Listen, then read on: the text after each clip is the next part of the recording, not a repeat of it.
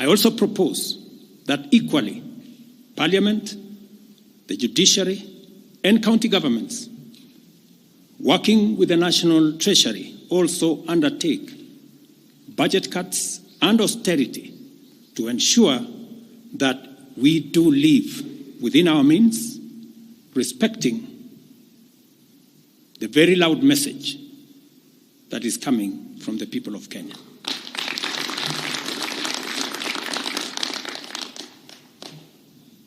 And let me confirm, I have discussed with many stakeholders. I will be meeting some of them shortly after this meeting on charting a way forward that makes sure that we carry the whole nation in this very important journey as we go into the future as a country. Let me also confirm that as we deal with austerity, the loud message on dealing firmly, decisively, and expeditiously with corruption is a matter that we have discussed and we have agreed that it will take the front burner as we go into the future. We will continue to do this and carry out this very important conversation.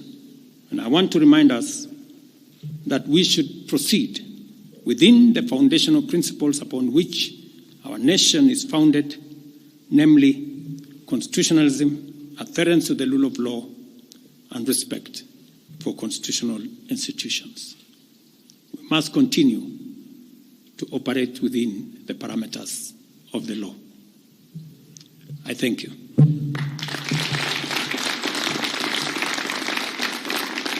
I will take a few questions, 3 questions to be specific. Thank you, Your Excellency. And the first question will start with Elizabeth Mutuku from TV47. Good evening. My question is on young leaders from the Gen Z generation who were abducted yesterday and the day before yesterday. What happens to that? Second, there were young people who were killed during the demonstrations. What do you speak of that as the head of state? Thirdly, how do we move forward on the budget cuts, especially now that you've said that we're going to have austerity measures, yes, but how then do we secure development? Thank you very much. Please. No, it's okay. So I have said young people, 6 to be exact, 6 people yesterday lost their lives. Very unfortunately, they shouldn't have lost their lives. And I have said it is a very unfortunate situation. I wish that would not have happened. And there is a framework that will make sure that those 6 Kenyans who died yesterday will be accounted for. Number 2, here, we will try it again. We will try next year to find some money. Some of them we will have to cancel because that's the nature of things. And it is because the people of Kenya have spoken loudly that they want a leaner budget for us as a country. Question number 2. We'll take the next question from Busara, K24. Naam, swali langu la kwanza ni wazi kwamba matumaini ya vijana wa Gen Z na baadhi ya Wakenya kwa wabunge yamepungua kabisa ama hata yamepotea. Kwa hivyo kama rais tunawahusisha vijana katika maamuzi muhimu hasa katika masuala ambayo yanalenga taifa ama ujenzi wa taifa. Swali lingine Je, utahakikisha vipi uwazi katika mpango wako wa kupunguza matumizi serikalini? Maana yake umesema kwamba kuna austerity measures. Je, kutakuwa na transparency? Na swali la mwisho, ningependa kujua kama pengine kutakuwa na fidia kwa wale ambao walifariki, ama hususan kwa familia kwa wale ambao walifariki hapo jana, na je, serikali itasimamia malipo ya wale ambao hospitalini hivi sasa wanapokea matibabu kutokana na majeraha waliopata hapo jana? Asante. Thank you very much. About 214 Kenyans were involved in various skirmishes, and many of them went to hospital. 95 of them were treated and released. Some of them, I think one is still in ICU, and others, I think 14, the minister is here, are still in hospital. But majority of them were treated and released yesterday. As I have told you, on those who lost their lives, there will be a mechanism of how they will be accounted for. On the young people whom you have said, how do we listen to them? Let me say the following. Number one, I did make a very clear, determined program to create opportunities for young people to work. It was in our manifesto. It is in my plan. As I talk to you, 3 of the programs are going on. The housing program today has 160,000 young people working as engineers, as architects, as quantity surveyors, plumbers, masons, carpenters, artisans, transporters, accountants. We have 160,000 young people working because I did take the decision that if we don't deal with millions of young people out of school, college, who have certificates and they don't have jobs, become a very big challenge for us as a country, as we are witnessing at the moment.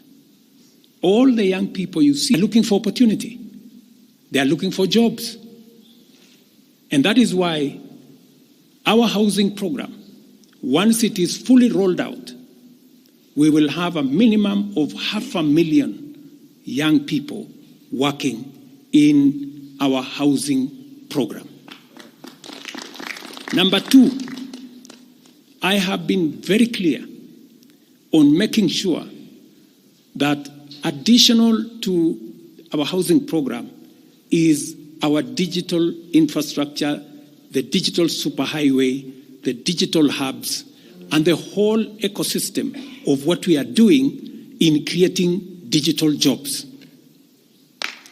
I was in Ruto with Honorable Kingara, he's right there, not more than a month and a half ago, launching a hub that will hire 4,500 young people under CCI. In this budget, we had added 10 billion shillings to CDF for them to be able to construct ICT hubs in each ward in the Republic of Kenya. That would give opportunities for 200 to 300 young people in every ward to access internet, to be trained, to have a hub, and to monetize their digital skills. We will still find another way of implementing this plan, even if we have to cut back on CDF, if that is what is going to happen. Again, because we believe that young people deserve opportunity. As I talk to you, we've just concluded 3 bilateral agreements, one of them with Germany, on export of labor. because we have negotiated with many countries who are interested in the high skills of Kenyan labor. And we have an ecosystem. We now have a plan on how we are going to make sure that the young people in Kenya get opportunities to work either in Kenya or outside Kenya. In fact, just last week, I saw on the headlines of one of the dailies, there was a gentleman from my village. He was put on the headline. And he said he operated from where I used to operate, selling chicken. That's why they put him in the headline. And his complaint was, you see, the president has not done well because in this village, many people are going to look for jobs outside Kenya. That gentleman did not know that those people in our village that have gone to Saudi Arabia or UAE, I am the one who supported the program for them to go.